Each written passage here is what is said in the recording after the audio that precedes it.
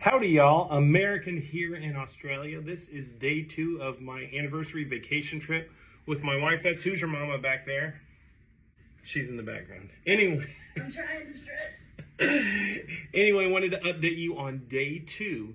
So that was all day yesterday. It was there's Hoosier Mama.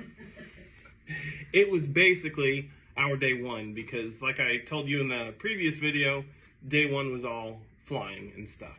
Day 2, we wanted to meet up with a friend of mine. His name's Patrick. He's got a YouTube channel called Patty Joe Cooking. So I met him on YouTube, and he wanted to give us a little tour of Melbourne. And so while we were waiting at our hotel, the coolest thing happened. We were sitting right by these big windows and watching all the pedestrian traffic walking by, and we saw Harry Connick Jr. It was so cool.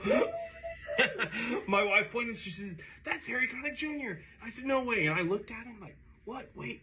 By the time I realized that it was actually him, he had already passed, and the door to get out was like all the way around. So I went out and started running after him, but I wasn't going to be the type that was going to bother him because we looked it up. Apparently his daughter lives down here in Melbourne, so I'm sure he was probably visiting her. He was walking with somebody who looked like his daughter. I didn't want to invade their privacy or anything, but I did take a quick little video to show that it really was him. I don't know if you can tell, but I don't think you can tell. It was still a cool experience. But anyway, so Patrick finally met us, and he took a while to get there because one thing I noticed is that there is a lot of social activism in this city, and they had some kind of Palestine protest. And by the way, don't comment on that because this is not a political page at all. I'm not going to comment on any of that stuff. But they apparently have a lot of political protests, and a lot of the streets were closed down. So it took him a while to get to us, and when he finally did, he had to navigate through the city, which it made it nice for us since we don't know the city. He was able to navigate around all the road closures and everything, and he took us to South Melbourne to see the beach and the markets and everything. Wanted to get away from the city because it was hard to get around, and we wanted to go on this little food tour of Melbourne and try some authentic Australian food that was so good. Oh my goodness. Good. So the first place we went was this Mama Tran's to get some dim sims. I think that was at the South Melbourne Market.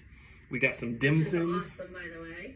Yes, it was. We really liked it. And then we went to a fish and chip shop because we got to try some fish and chips with chicken salt. It's not regular salt. They have chicken salt on the chips, and they were really good too. And we also tried a burger with beetroot on it. It's not beets, it's beetroot down here. And we actually got a burger with the lot, which means we had Australian style bacon, which is not as good, but it had an egg and had beetroot and everything on it. And the burger was good, it was just very messy. Oh, and we also had a pineapple fritter, which is just a slice of pineapple that is deep fried. That was really good too. And we had potato cakes, oh my gosh. So very good. They were heavenly. It's like a slice of potato that is deep fried. It's an alternative to French fries. Like I like it better than French fries. Oh my gosh, that was really good too. So we also still have to try a steak sanga. We didn't have room for that, but that's like a steak sandwich.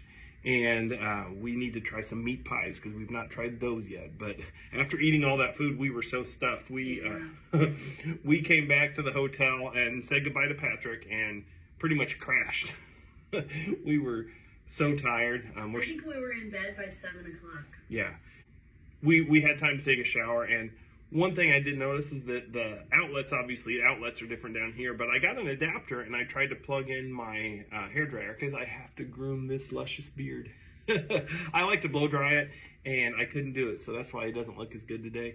I tried to use my blow dryer in that adapter, and for some reason, I don't know how the adapters work, but apparently the voltage must have been different because I turned my blow dryer on and it just sounded awful. Like, sounded like there was hair stuck in it. Yeah, I don't know, but I didn't want to risk starting an electrical fire or burning it up or something, so I didn't do that. So now I got wet hair and an unkempt beard. But anyway. But he's coffee and he's ready to go. Yes, she made me some coffee. Yeah, that was very nice. So we're getting ready to start day 3, but that was a wrap up of day 2. So if you want to follow along on our adventures, we're going to be here the whole month and keeping you updated. I'm going to put some other content on Facebook and YouTube and all of that stuff. So thanks for joining us. We'll see you next time. Love you guys.